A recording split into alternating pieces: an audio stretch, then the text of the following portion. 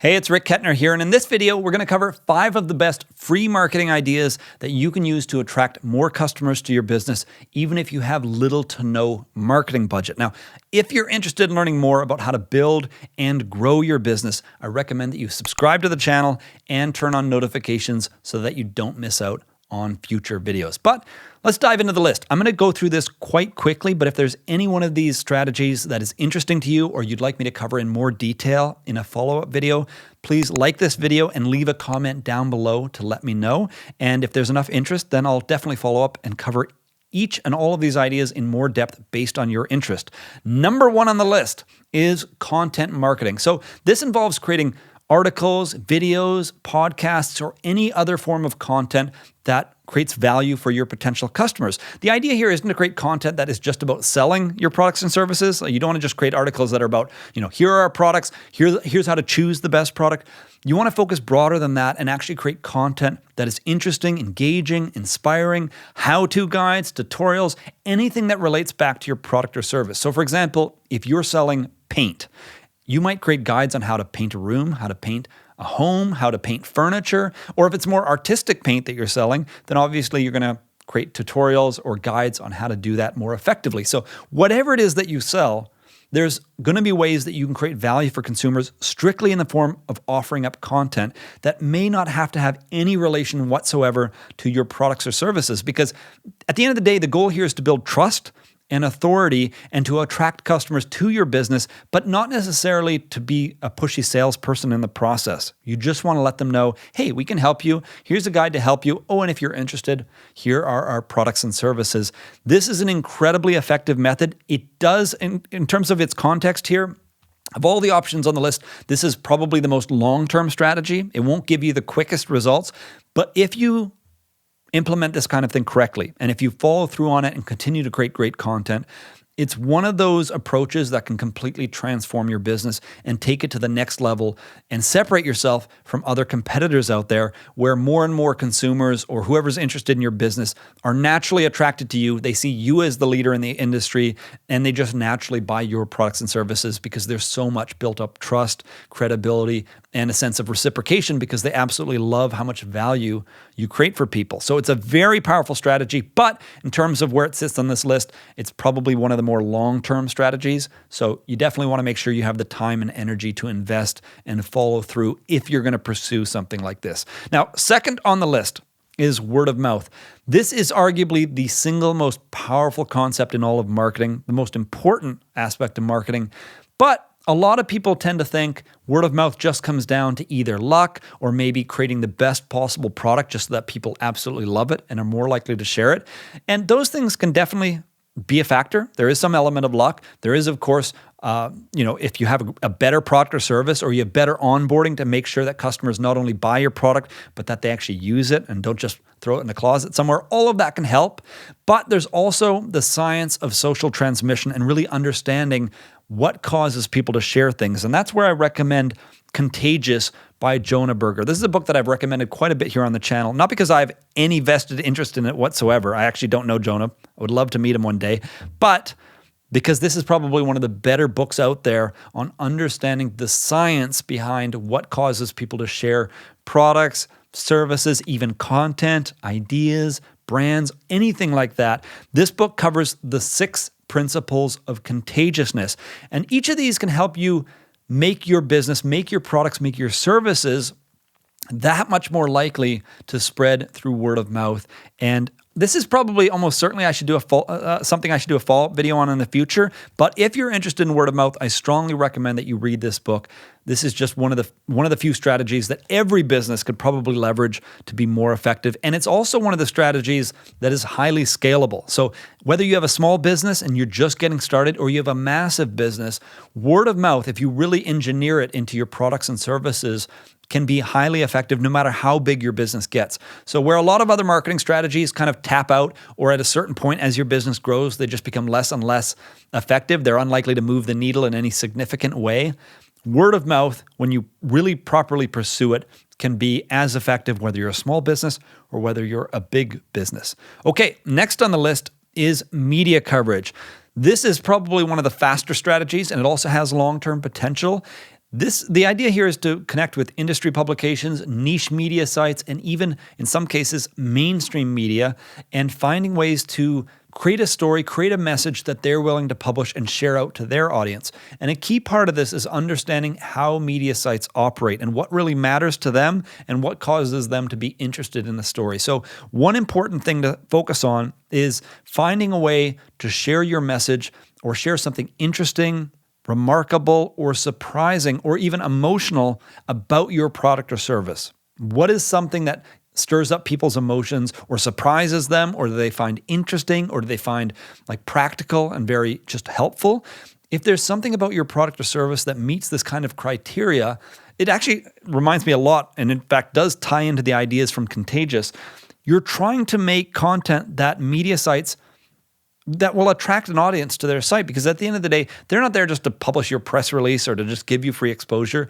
They want to grow their audience. So if you can create some kind of an angle, some kind of a perspective about what you do that's interesting or surprising or emotionally driven, then they're far more likely to share that out. And one example of this, even though it's probably not necessarily fitting for the media coverage category, is blendtec blenders. Back in the day, probably 10, 15 years ago, they had a bunch of videos that they published, I think on YouTube, or possibly it even predated YouTube, where it was called Will It Blend? They had their consumer, but I'd say industrial grade blender that was sold to consumers, and they would just see, could we blend marbles? Could we blend rocks? Could we blend, I think they had a broomstick at one point that they were just shoving into it as if it's a wood chipper. And the whole idea was to show off the incredible power of this blender, but in a fun and surprising way. So that's an example how you can take a product that is kind of boring. Like, yeah, it's a powerful blender, but if you didn't really think about it in that light, you might just think, who really cares about an ultra powerful blender? Well, if you can make it surprising, if you can make it interesting, if you can tell a story, if you can cause people to click and then to share it with other people, then that makes for a much more engaging story. And I don't actually know that they got media coverage off of that. I'd be surprised if they didn't, but it was more of a push into viral content, which is actually fifth on the list. So we'll get to that in a minute. But the idea here is to really focus on some kind of message, some kind of story that not only is going to attract media attention, but that is going to be successful on their platform, because obviously you don't just want to have your story published, you want to attract a bunch of attention, and that's what they want too. So it's really important to keep that in mind. Another important concept along these lines, and this is an idea from Ryan Holiday called trading up the chain. You don't want to start with the biggest media sites. It's a lot easier to start with smaller publications that are very eager for new stories, create a compelling story for them, and then watch as it slowly trades up the chain as bigger sites that pull from those sites, that get their inspiration or do their research by looking at smaller sites. They're going to catch on to the story if it's an effective story. And they're going to reach out and say, hey, can we cover this too? So you want to use that strategy. And another benefit to that approach is it also gives you an opportunity to refine your message. So your first swing at the bat with a smaller news site, you might try a few different things, right? And get a sense for, they seemed more interested in this angle, or they liked when we talked about that in the story, or they liked when whatever it might be, right? You want to see what kind of works, what doesn't work. And as you trade up the chain and go for bigger and bigger publications, you want to finely tune and slowly perfect your message so that by the time you get that big exposure, maybe on a CNN or MSNBC or Fox News, and again, if mainstream media is even appropriate for your product, when you get to that level, you want to have your message really down, not just because it'll get you to that level, but also because once you're at that level, obviously you want to reach as many people as possible. You want your story not only to be viewed by an audience, but highly shared within those viewers out to more people. So really important to understand the idea of trading up the chain, starting small, building momentum, perfecting your story and your perspective, your way of telling the story, and then fully capitalize on that. Okay, number 4 on the list. Community building. This is another really powerful option. And the idea here is you want to create an online community or an offline community. This could be anything from a Facebook group, a Slack channel, an online discussion forum, or a local meetup group of some kind. And you want to bring people together, industry experts, highly engaged potential customers or customers. And you want to find ways to create ongoing dialogue, answer their questions, provide value. You want to not only bring people together, but become a thought leader, a trusted thought leader in your space. And not only can this help convert people over to customers and create word of mouth and spread your message, but it's also one of those opportunities that actually attracts all kinds of other things that you could never really pre-plan for. So A random person that joins the community might end up being the perfect contact for a new distribution deal, or might be the perfect contact for some kind of future content partnership or anything like that. So this is another one of those opportunities that not only can bring legitimate customers and legitimate business to your company, but it also can unlock a lot of other unexpected doors and create some pretty unique opportunities that way as well. Okay, number 5 on the list, last but not least, is viral content. Now, I mentioned this earlier.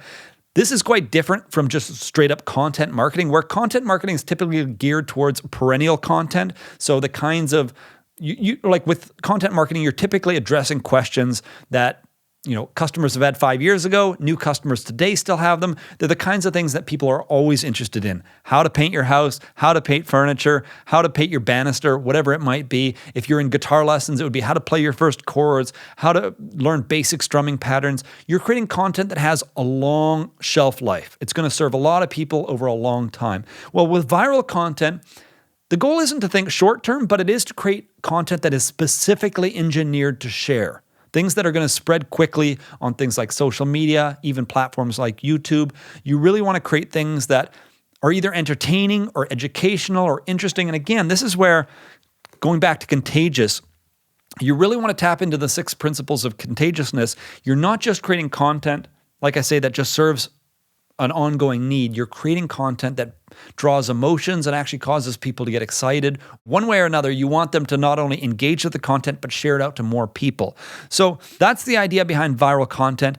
And I know a lot of people, when they think about this, they tend to think one of 2 things. Either it just comes down to luck, like, can I really engineer viral content? Well, hey, we've already kind of addressed that with this idea of contagious. But the other thing they tend to think of is, what are the odds my video of my little random product or service is going to be the next viral sensation, right? How am I going to get 10 million plays, 100 million plays on YouTube or on Facebook? What are the odds that's going to happen? And the answer to that is very unlikely. It's almost certainly not going to happen. And that's okay, because you don't need anywhere close to 10 million plays or even 1 million plays to be highly successful. If you create a piece of content, be it an article, a video, or even a podcast that goes viral within your small market, which might mean like 5,000 plays or 10,000 plays, or if you get lucky, maybe 50 or 100,000 plays, even those low numbers, if it's within a tightly defined market, that can be transformative for your business. That can completely transform the way people in your industry see you. And again, like with some of these other opportunities, it can attract all kinds of attention and other opportunities where people reach out and say, hey, I'd like to carry your product, or I'd like to promote your product, or hey, do you want to work on some new content together? You can meet new influencers, you can meet new distributors, you can meet all kinds of people when you start to attract attention to your business. So viral content is another really big opportunity, even if, like I say, you don't have to go mainstream viral. You can just go viral within your audience. At the end of the day, viral only means you put out content that is more likely to spread with every person that views it than just to sit there and always need to, drive new people to it by either inviting them or otherwise. Viral just means it naturally spreads. It doesn't have to be massive. For some reason, we've associated that term with like massive runaway hits. That doesn't necessarily need to be the case. But of course, if it happens, if you strike it big and somehow your video gets millions of plays, well then that's just an incredible bonus. And of course, that does involve some luck, and that's okay. Okay, let's quickly recap the list here.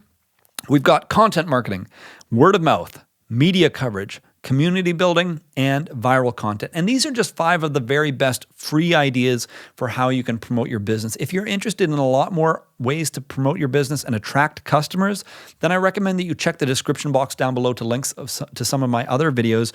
In one of my videos, I cover 33 different ways to attract customers. That includes paid methods, organic methods, social methods. So if you're interested in attracting more customers, there are a lot of ways to do it. But of course, in this video, we just focused on 5 of the best free strategies for attracting more customers to your business.